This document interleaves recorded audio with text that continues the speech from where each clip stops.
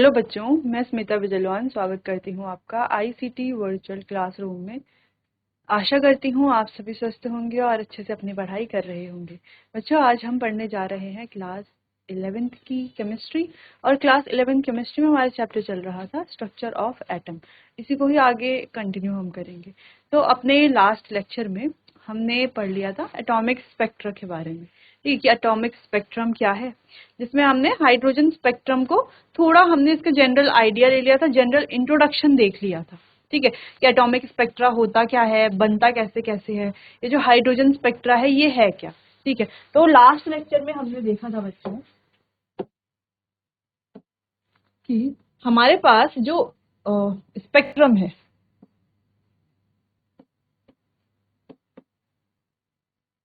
दो तरह के होते हैं, एटॉमिक और एमिशन स्पेक्ट्रम, है ना। यहाँ पर हमें पढ़ना है मेनली, लास्ट लेक्चर में हमने एटॉमिक और एमिशन स्पेक्ट्रम पढ़ा था। तो जो हमें हाइड्रोजन स्पेक्ट्रम पढ़ना है वो कौन सा स्पेक्ट्रम है बच्चों, एमिशन स्पेक्ट्रम है। एमिशन में भी दो तरह के स्पेक्ट्रम होते हैं, कंटिन्यूअस और डिसकंटिन्यूअस। तो ये कौन सा है, डिसकंटिन्यूअस स्पेक्ट्रम।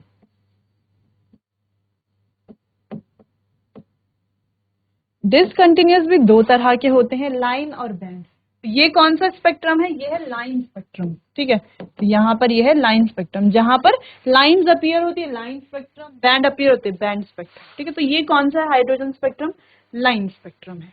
ठीक है, चलो, तो कुछ इस तरीके से यहाँ पर हमने डिस्कस कर लिया था। ये वाला आपको याद होगा लास्ट लेक्चर में। इसको फिर से देख लेते हैं, ये है क्या, बना हुआ है क्या। ठीक है,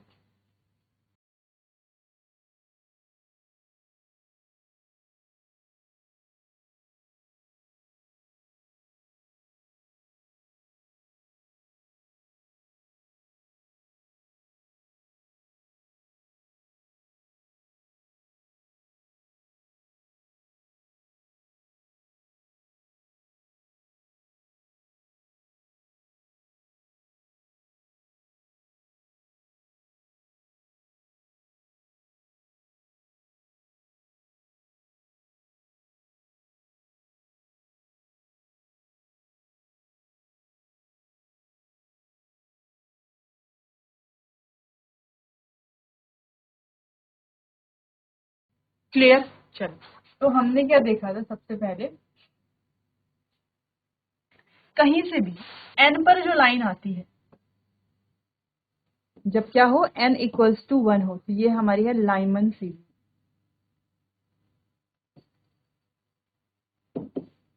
अब यहाँ पर 1 से आ रही है, यानी कि यहाँ पे N1 कितना हो गया 1, और N2 कितना है 2। ठीक है, यहाँ पर N1 तो सेम ही रहेगा हर कंडीशन में, N2 चेंज होता हो रहा है। ठीक है,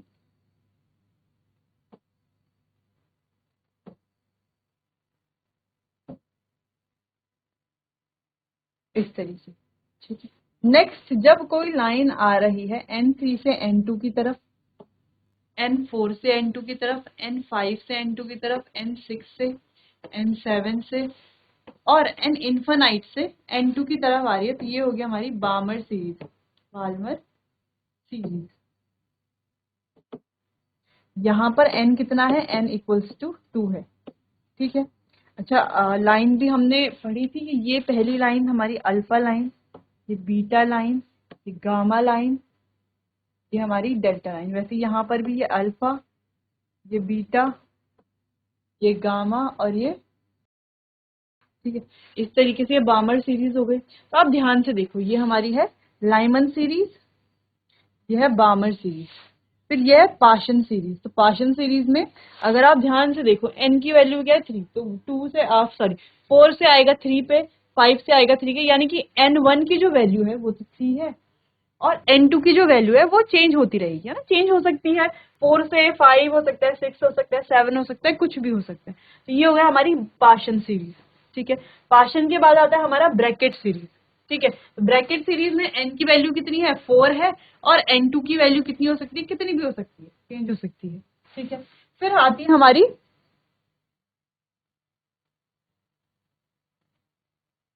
पी फंड सीरीज। तो ये हमारी पी फंड, या फंड भी कह सकते हो या आप पी फंड कह सकते हो, पी फंड सीरीज, ठीक है, ब्रैकेट के बाद ये वाली सीरीज फार इंफ्रारेड रीजन। अगर आप देखो ये हमारा अल्ट्रावायलेट रीजन है, ये हमारा विजिबल रीजन है, ये हमारा नियर इंफ्रारेड रीजन है, ये हमारा फार इंफ्रारेड, बाकी के ये सारे क्या होंगे, फार इंफ्रारेड रीजन है, ठीक है। चलिए, तो ये पी फंड सीरीज हो गई, ये हमारी इसके बाद हम्परिंग सीरीज हो गई, ठीक है। तो अलग अलग ये सीरीज है, तो इतना आपको ध्यान रखना है, साथ में ध्यान रखना है N1 क्या है, N2 क्या है, N3 N4 N5 N6, ये आपको ध्यान रखनी है, ठीक है। चलिए, इतना आप नोट कीजिए, फिर आगे बढ़ते हैं। चलिए आगे बढ़ते हैं, इस तरीके से आप बना लेंगे।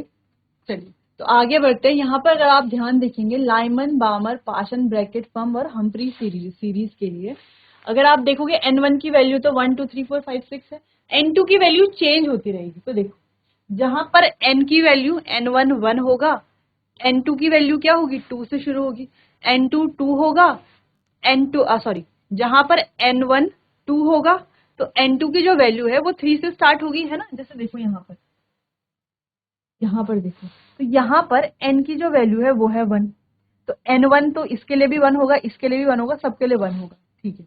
यहाँ पर अगर हम N2 की वैल्यू बात करें, N1 तो 1 होगा, अगर हम N2 की बात करें तो N2 क्या होगा, 1 तो हो नहीं सकता, क्या होगा, 2 होगा, 3 होगा, 4 होगा, अलग अलग हो सकता है, 2 3 4 और कितना भी हो सकता है। वहीं हम N2 की बात करें, N2 के लिए N1 की वैल्यू तो होगी 1, क्लियर है, N1 की वैल्यू क्या होगी 1, और N2 की वैल्यू क्या होगी, सॉरी N1 की वैल्यू होगी 2, ठीक है, N1 की वैल्यू होगी 2, और N2 की वैल्यू क्या होगी, यहाँ पर देखो N1 तो यहाँ पर 2 ही है, और N2 की वैल्यू 3 4 5 6 7 कुछ भी हो सकती है, तो ये हो सकती है 3 4 5 6 कुछ भी।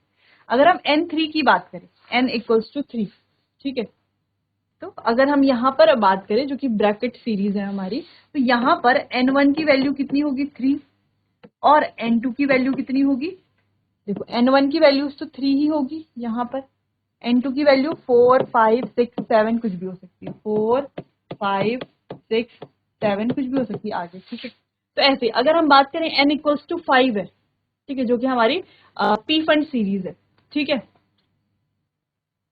सॉरी जो हमारी हम्फ्रिंग सीरीज है, ठीक है।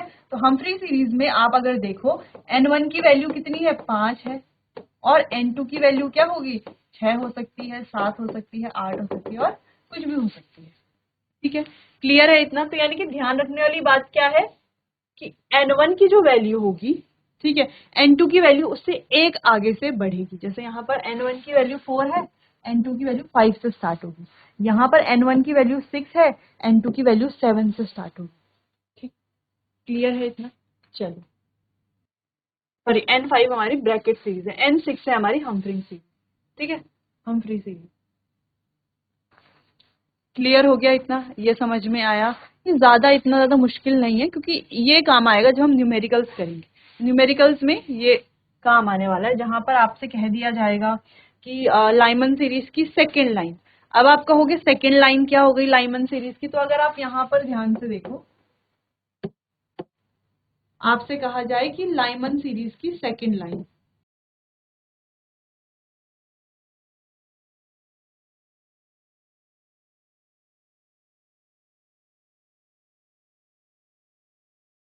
ठीक है, आपसे कहा जाए लाइमन सीरीज की जो सेकेंड लाइन है उसको आपको फाइंड करना है।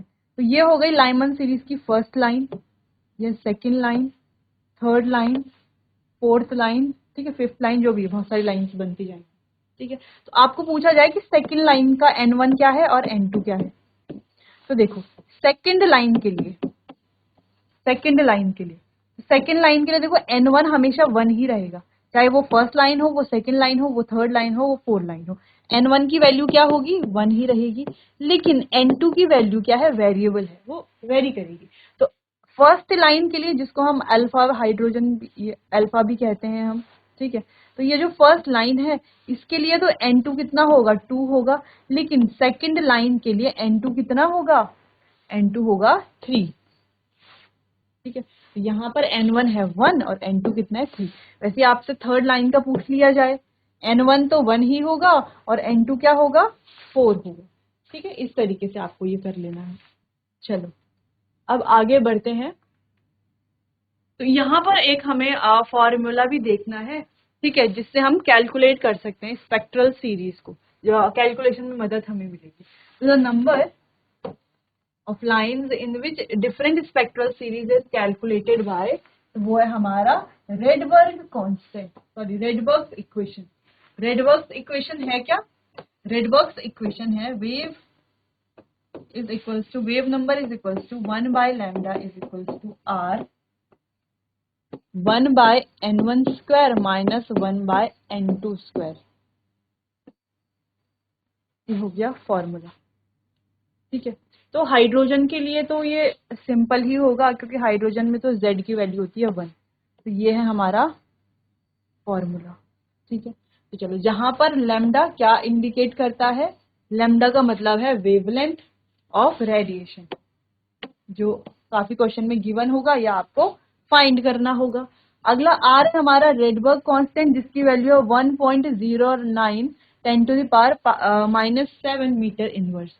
अगला n1 का मतलब है लोअर एनर्जी लेवल और n2 का मतलब है हायर एनर्जी लेवल। तो जैसे आपको दिया हो, कोई भी दिया हो, मान लो आपको दिया है कि आपको निकालना है बामर सीरीज की जो सेकंड लाइन है, उसके लिए आपको निकालना है रेडबर्ग इक्वेशन रख करके आपको वैल्यू निकालनी है, तो आप आसानी से निकाल लोगे। अब आपको लैम्डा निकालना है, आपको क्या निकालना है, वो आपसे जो भी क्वेश्चन पूछा जाएगा आप आसानी से सॉल्व कर सकते हैं। ठीक है, चलिए, तो आप देख, जैसे यहाँ पर देखो लाइमन सीरीज की अगर हम बात करें तो n1 की वैल्यू तो 1 ही होगी, लेकिन जो n2 है, n2 की वैल्यू 2, 3, 4 कुछ भी हो सकती है। वो किसके अकॉर्डिंग पता चलेगा, वो क्वेश्चन में दिया होगा। ठीक है, वो क्वेश्चन में दिया होगा, आप उसके अकॉर्डिंग कर लो। फर्स्ट लाइन दिया हुआ है तो आप वैल्यू 2 रखोगे, सेकेंड लाइन दिया हुआ है तो आप वैल्यू 3 रखोगे, थर्ड लाइन दिया है तो वैल्यू 4 रखोगे। क्लियर है? चलिए नोट कीजिए, इतना ही इंपॉर्टेंट फॉर्मूला है। चलिए क्लियर है, तो ये तो हमने कहा हाइड्रोजन के लिए है। ठीक है, अच्छा, इसको अगर हम सेंटीमीटर में करें तो 109677 सेंटीमीटर इनवर्स। ठीक है, तो ये वैल्यू हो जाएगी सेंटीमीटर। तो हाइड्रोजन के लिए तो ये फॉर्मूला है। अगर हाइड्रोजन नहीं है, क्योंकि हाइड्रोजन के लिए जेड स्क्वायर, जेड की वैल्यू क्या होगी, 1 ही होगी, तो कोई फर्क नहीं पड़ेगा।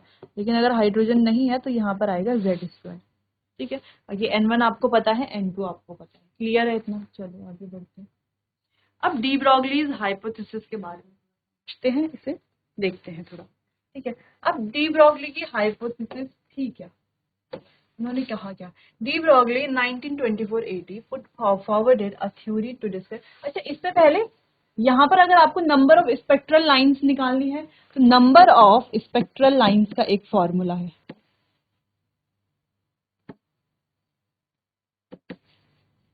स्पेक्ट्रल लाइंस निकालने का फॉर्मूला है n2 minus n1 plus 1 upon 2। तो ये फॉर्मूला है। ठीक है, नंबर ऑफ स्पेक्ट्रल लाइंस अगर आपको निकालनी है। लेकिन अगर सेम एटम के लिए निकालनी है तो वो तो n2 माइनस n1 है ही, सिंपल है। ठीक है, वो तो आप कर ही लोगे। ठीक है, चलिए अगला है de Broglie in 1924 AD put forward a theory to describe the dual nature of electron is called de Broglie's hypothesis. तो इसने एक थ्योरी दी थी, इन्होंने एक थ्योरी दी थी 1924 में, जो बता रही थी किसके बारे में, इलेक्ट्रॉन के ड्यूअल नेचर के बारे में, particle as well as wave nature. ठीक है, तो हाइपोथेसिस क्या कह रही है, electron show the dual nature behaviour matter यानी कि particle, as well as wave यानी कि रेडिएशन। तो ये एक पार्टिकल और वेव दोनों की तरह बिहेव करता है। ठीक है, कब पार्टिकल की तरह, कब वेव की तरह, इसको हम देखते हैं। According to de Broglie the wavelength associated with a particle of mass moving with the velocity is given. इसको इन्होंने बताया lambda is equals to mv, जहां पर h और mv क्या है, हमारा मोमेंटम। ठीक है, तो डी इसके अकॉर्डिंग h क्या है, हमारा प्लैंक्स कांस्टेंट, ये तो मास है, v क्या है, वेलोसिटी, और p क्या है बच्चों, मोमेंटम। तो ये हमें पता है, मास, वेलोसिटी, प्लैंक्स कांस्टेंट। ठीक है, और ये क्या है, ये लैम्डा नॉट क्या है बच्चों, डी ब्रॉगलीज वेवलेंथ। उन्होंने बताया क्या है, दो नेचर है, कौन कौन से,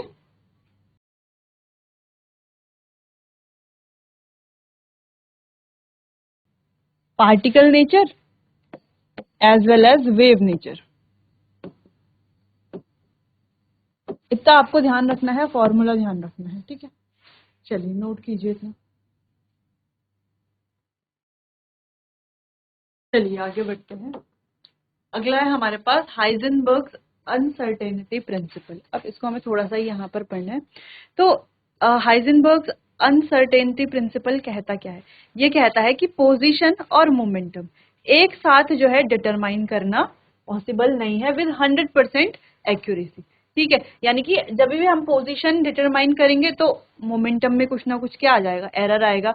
तो वाइस वर्सा, यानी कि मोमेंटम को करेंगे तो दूसरे में कोई क्या आ जाएगा, एरर आ जाएगा, ठीक है। तो चलिए, Werner Heisenberg in 1927 AD forwarded a theory of uncertainty. After this, his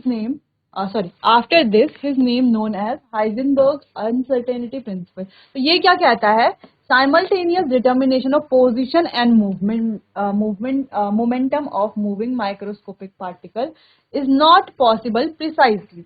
तो हम जो है precisely इसको क्या नहीं कर सकते, डिटरमाइन नहीं कर सकते, ठीक है। तो कहीं ना कहीं पर एरर रह जाएगा, 100% एक्यूरेसी नहीं आएगी। It means if position is determined, इसका मतलब है कि अगर पोजीशन डिटरमाइन हो गई विद ग्रेट एक्यूरेसी, अच्छी एक्यूरेसी के साथ, तो वेलोसिटी नहीं होगी।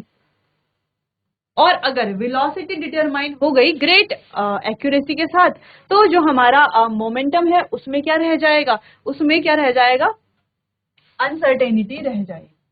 क्लियर है इतना। तो पोजीशन और वेलोसिटी दोनों में क्या हो जाएगा, दोनों कभी भी एक साथ हम क्या नहीं कर सकते, 100% एक्यूरेसी के साथ इन्हें डिटरमाइन नहीं कर सकते, ठीक है। जिसके लिए ये इक्वेशन थी हमारे पास, delta X into delta P h/4π, ठीक है,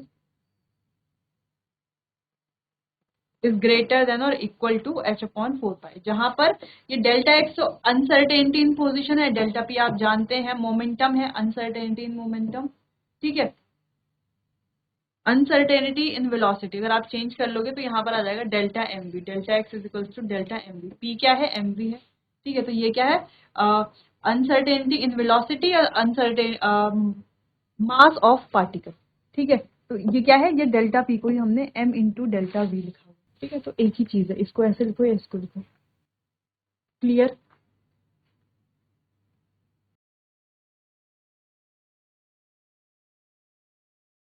ठीक है, यही है। इसको हमने यहाँ पर लिखा हुआ है और इस तरीके से इक्वेशन बना दी। क्लियर है। तो इतना सही था हमारा हाइजेनबर्ग का अनसर्टेनिटी प्रिंसिपल। इतना आपको ध्यान रखना है कि दोनों कभी भी 100% एक्यूरेसी के साथ एक साथ हम डिटरमाइन नहीं कर सकते हैं, ठीक है। कहीं ना कहीं पर एरर रह जाएगा, एक अगर एक्यूरेट आएगा तो दूसरे में एरर रह जाएगा, ठीक है। और ये वाइस वर्सा चलता रहेगा। नोट कीजिए इतना। चलिए आगे बढ़ते हैं। नेक्स्ट है हमारे पास क्वांटम नंबर्स, ठीक है। अब ये जो क्वांटम नंबर्स हैं ये श्रोडिंजर्स वेव इक्वेशन के सॉल्यूशन है, ठीक है। श्रोडिंजर वेव इक्वेशन हमारे पास अभी सिलेबस में इतना ज़्यादा नहीं है, बस इक्वेशन है, वो हम बाद में लास्ट में देखेंगे जब हम सारे क्वांटम नंबर्स को पढ़ लेंगे। चलिए, तो सबसे पहले हमारे पास 4 क्वांटम नंबर्स है, तो पहले देख लेते हैं। The position, state and energy of an electron in an atom is specified using 4 constant number are called quantum numbers। यानी पोजीशन, स्टेट और एनर्जी, तो किसी भी इलेक्ट्रॉन की पोजीशन, स्टेट और एनर्जी जो है वो स्पेसिफाई की जाती है 4 कांस्टेंट नंबर्स के द्वारा, और इन्हीं नंबर्स को कहा जाता है क्वांटम नंबर। बेसिकली हम कहें कि ये जो क्वांटम नंबर्स हैं ये हमें किसी भी इलेक्ट्रॉन का एक कंप्लीट एड्रेस देते हैं। जैसे हम कहाँ पर रहते हैं, किस फ्लैट में रहते हैं, किस बिल्डिंग में रहते हैं, है ना, इस तरीके से हमारा एड्रेस होता है। तो वैसे ही ये जो चारों क्वांटम नंबर हैं ये मिल करके इलेक्ट्रॉन का एड्रेस देते हैं कि इलेक्ट्रॉन कहाँ पर रहता है, ठीक है। शेल में, शेल के कौन से सब शेल में, सब शेल के कौन से ऑर्बिट में ये रहता है, तो ये कंप्लीट इन्फॉर्मेशन देता है क्वांटम नंबर। अब हमारे पास 4 क्वांटम नंबर हैं, ठीक है, उनको हम सीरीज वाइज ही पढ़ेंगे। सबसे पहला है प्रिंसिपल क्वांटम नंबर, फिर azimuthal quantum number, magnetic quantum number और स्पिन क्वांटम नंबर, ठीक है। चलिए, तो स्पिन क्वांटम नंबर अलग है, बाकी ये तीनों हमारे श्रोडिंजर्स वेव इक्वेशन के सॉल्यूशन है, ठीक है। चलिए, तो पहला है हमारा प्रिंसिपल क्वांटम नंबर। अब ये प्रिंसिपल क्वांटम नंबर क्या है, ये डिस्क्राइब करता है मेन एनर्जी लेवल और shell in which electron belong. तो ये मेन एनर्जी लेवल को बताता है जहां पर इलेक्ट्रॉन रहता है, ठीक है। तो n की वैल्यू 1 हो सकती है, 2 हो सकती है, यानी फर्स्ट शेल में रहता है, सेकंड शेल में, थर्ड शेल में, फोर्थ शेल में, ठीक है, जो कि हम पहले से भी जानते हैं प्रिंसिपल क्वांटम नंबर को। n तो हम पहले से ही जानते हैं ना, इसको देखो, प्रिंसिपल क्वांटम नंबर जो है इसको रिप्रेजेंट किया जाता है n से, और n तो हम पहले से जानते हैं, क्लास 9th में पढ़ा है, क्लास 10th में हमने, क्लास 10th में तो नहीं लेकिन क्लास 9th में हमने पढ़ा है, ठीक है। n यानी कि n अगर 1 है तो k शेल, सेकंड है तो l, थर्ड है तो m, फोर्थ है तो n, फिफ्थ है तो o, ठीक है। तो इस तरीके से शेल्स ये होते हैं। तो यही हमारा क्या है, प्रिंसिपल क्वांटम नंबर है, ठीक है। The maximum number of electron that can be accommodated in a particular shell is given by, अच्छा, एक पर्टिकुलर शेल में, जैसे हमने बात की कि एक शेल में, जैसे के शेल है, एल शेल है, एम शेल है, अलग अलग शेल है, तो एक शेल में कितने इलेक्ट्रॉन रह सकते हैं, है ना, कुछ वो भी तो होगा, रेशियो होगा, कुछ तो होगा कि जिससे हमें पता चले कि के में कितने इलेक्ट्रॉन है, एल में कितने हैं, एन में कितने। तो इसका एक फॉर्मूला है जो है 2n²। अब n की वैल्यू 1 होगी तो k शेल, l होगी तो सॉरी 2 होगी तो l शेल, ठीक है। मान लो हमें निकालना है कि m शेल में कितने इलेक्ट्रॉन है, तो कैसे निकालेंगे, काफी इजी है। देखो 2 इंटू n यानी कि कितना, 3, 3 का स्क्वायर, 3 3 ज़ा 9 प्लस 2,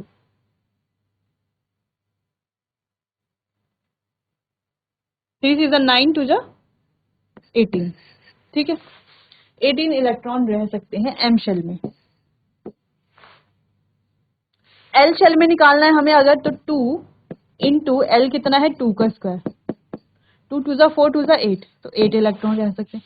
फर्स्ट शेल में निकालना है 2 इंटू 1 का स्क्वायर इज इक्वल्स टू 1 1 ज़ा 1, 1 2 ज़ा 2, यानी कि 2 इलेक्ट्रॉन रह सकते हैं फर्स्ट शेल में, सेकंड शेल में, थर्ड शेल में।